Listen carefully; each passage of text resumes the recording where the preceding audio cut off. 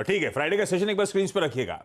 चर्चा हुई थी निफ्टी अगर 411 को ब्रीच करेगा, पार करेगा तो 519 और 519 के बाद 578 605 तक के स्विंग्स पॉसिबल है।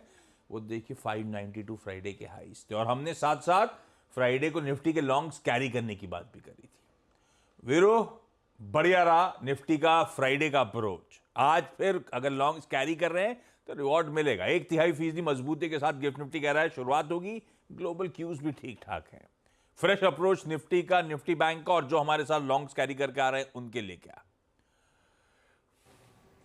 जी देखिए आशीष, गुड मॉर्निंग। शुक्रवार को एक चीज़ अच्छी थी आशीष कि सारी की सारी तेज़ी स्क्रीन पे हुई। निफ्टी आईटी खुला स्ट्रॉन्ग, हल्का सा कोलैप्स हुआ, लेकिन फर्स्ट डिप के बाद 915 से लेकर 919 का जब स्विंग कटा उसी वक्त क्लियर हो गया था ये है इंडेक्स दिन का और इसका इम्पैक्ट पड़ना था निफ्टी पे, ना कि निफ्टी बैंक पे। तो निफ्टी ने वो माइलेज लिया। पहले क्या क्रॉस हुआ 24,400 का थ्रेशोल्ड पॉइंट, वो कॉलाइटर था न्यूली कमेंस्ड वीकली कॉन्ट्रैक्ट का।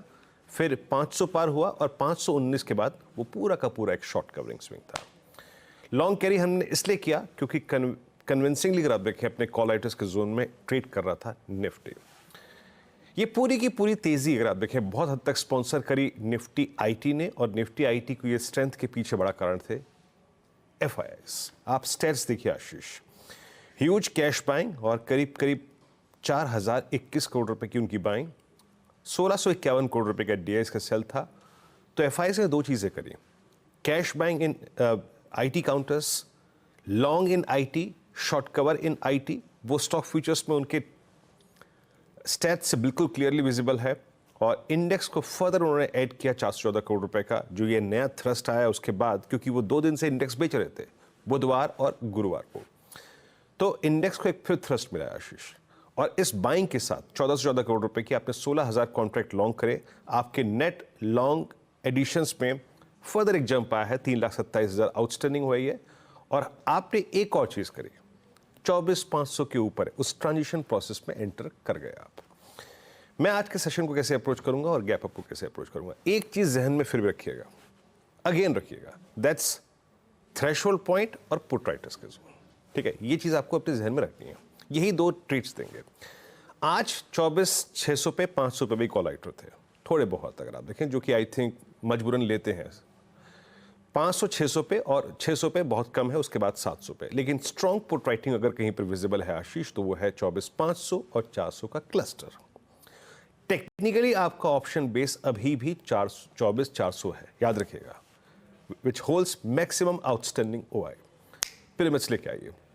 पिरामिड्स क्या कह रहे हैं आपकी स्क्रीन पे कि बड़े कॉल राइटर्स 24,500 पे और उसके बाद 600 पे परसिस्ट करते हैं और स्ट्रॉन्ग पुट राइटिंग 24,400 पे ही है। ये क्लियरली आई थिंक इस डायग्राम को देखकर विजिबल है। अप्रोच क्या रहेगी, देखिए अब लेके आइए बेस। पहले बेस लेके आइए, पहले बेस को डिफाइन करते हैं। ड्यूरिंग द डे हमें कोई डिप मिल जाए तो कहां तक का डिप हमको बाय करना है। देखिए एज पर दी स्टैट्स अभी बेस परसिस्ट करता है 24,441 पे और 384 है। टेक्निकली इसके ऊपर के डिप को आपको बाय करना है, बट क्योंकि 24,500 पे पुट राइटिंग हुई थी और पोस्ट गैप अप अगर आपको 80 पॉइंट का गैप अप मिल जाए तो फ्रेश इंट्राडे जो बेस होगा वो मैंने कमेंट्री में मेंशन किया है और वो होगा करीब करीब 24,535 के आसपास। उसको डिप को भी बाय कर सकते हैं आप। तो बेस 1 जो है वो ओपनिंग के बाद गैप अप के बाद रोटेट हो जाएगा, थोड़ा सा अगर आप देखें ऊपर चला जाएगा। थ्रेशोल्ड पॉइंट पहले गैप अप के बाद आपको 571,608 के आसपास अपने ट्रेड्स को चेक करना है, बुक भी कर सकते हैं।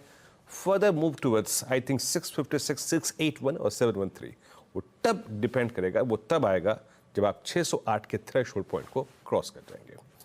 ऐसे अप्रोच करिए आप निफ्टी को। निफ्टी बैंक अभी भी एक रेंज बाउंड ट्रेजेक्टरी में अगर आप देखें ट्रेड कर रहा है, बट इस रेंज में भी एक बात क्लियर है, रेजिस्टेंसेस और बेस क्लियरली डिफाइंड है। 52,000 एक स्ट्रॉन्ग सपोर्ट जोन है। इसी के आसपास आपका 20 डे एक्सपोनेंशियल मूविंग एवरेज आ रहा है, 10 डे में आ रहा है और क्लियरली 52,500 और 53,000 एक स्ट्रॉन्ग कॉल राइटर जोन है। आप देखिए ना आशीष, ये ब्लू वाइल्ड कैंडल्स पहले 52,500 पे, उसके बाद 52,800 पे, उसके बाद 53,000 पे और स्ट्रॉन्ग पुट राइटिंग है 52,000 की स्ट्राइक पे। So as of now best trade Nifty bank में याद रखिएगा बेस 1 के नजदीक मिलेगा। प्लीज स्क्रीन पे लिखे आइएगा बेस 1। इट्स स्टिल 52090 52,050 और 51,914। That's 20 day exponential moving average. Trade इसी के नजदीक लिया हुआ बैंक निफ्टी पे अच्छा होगा। नोट लॉन्ग थॉट्स बिलो 914 अगर इसके नीचे हम क्लोज होते हैं तो। हालांकि इसके आसपास लिया हुआ डिप जब हम बाय करेंगे तो उनको दो ट्रेजेक्टरीज में अगर आप देखें हमको चेक करना पड़ेगा। फर्स्ट क्या है 52493 एंड 623 पहला रेजिस्टेंस, इस पर चेक कीजिए, बुक कीजिए।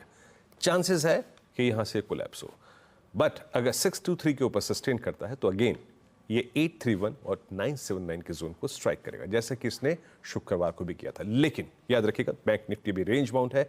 दोनों ही क्लस्टर्स पे RS1 RS2 पे प्रॉफिट्स कैश में कन्वर्ट कीजिए फुली। आशीष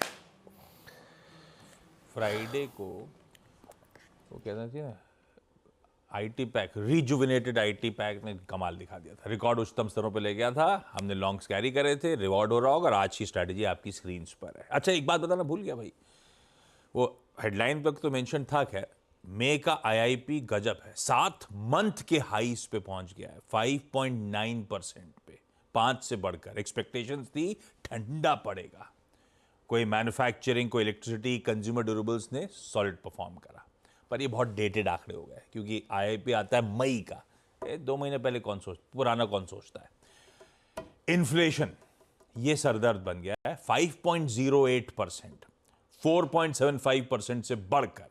एक्सपेक्टेशंस थी बढ़ेगा 4.9% के आसपास, 5 के पार चला गया है। हालांकि कोर जो एक्सपेक्टेड था वैसे ही है। तो दिक्कत कहां आ रही है? दिक्कत आ रही है हमें और आपको, जो कोर नहीं दिखाता। सब्जी फूड और सब्जियां, मतलब खाद्य पदार्थ और सब्जियां। सब्जियों का इन्फ्लेशन इज 28%, 29.32%, 29.3%। फूड 9.36। ये एक्सपेक्टेशन से ज्यादा है, काफी ज्यादा है, और यहीं से सारा वो इन्फ्लेशन का आंकड़ा, हेडलाइन इन्फ्लेशन का आंकड़ा गड़बड़ा गया है। खैर अभी तो वैसे भी गवर्नर साहब ने कह रखा था कट्स बहुत अर्ली है उसकी बातचीत भी करना, तो फिर ये इन्फ्लेशन ठीक है, कोई दिक्कत नहीं, इस पर बाजार रिएक्ट ज़्यादा नहीं कर रहा होगा फिर भी। लेकिन हर्षदा के पास चला जाए, हमें कुछ इंपॉर्टेंट रिजल्ट्स पे फोकस करना है भाई। HCL टेक आने थे फ्राइडे को, सैटरडे को एवेन्यू सुपरमार्ट्स आने थे, और फिर बाकी भी खबरें थी। Harshada good morning. Good morning Ashish. HCL tech numbers जो फ्राइडे शाम को आए हैं, प्रॉफिटेबिलिटी में करीब 7% तक का इजाफा है, 4,257 करोड़ पर। लेकिन यहाँ पर एक अदर इनकम का फैक्टर भी था। रेवेन्यू 1.5% घट कर आया है, 28,057 करोड़। पोल से थोड़ा सा मेल ही खा रहा है ये नंबर। और अगर आप देखें कांस्टेंट करेंसी रेवेन्यू ग्रोथ जो है वो 1.6% घटी है, जहां पर अनुमान था ये नियरली 2% डिक्लाइन दिखाएगी। तो वहां पर मामला थोड़ा सा सेटल होता हुआ दिखाई दे रहा है। फिर बेहतर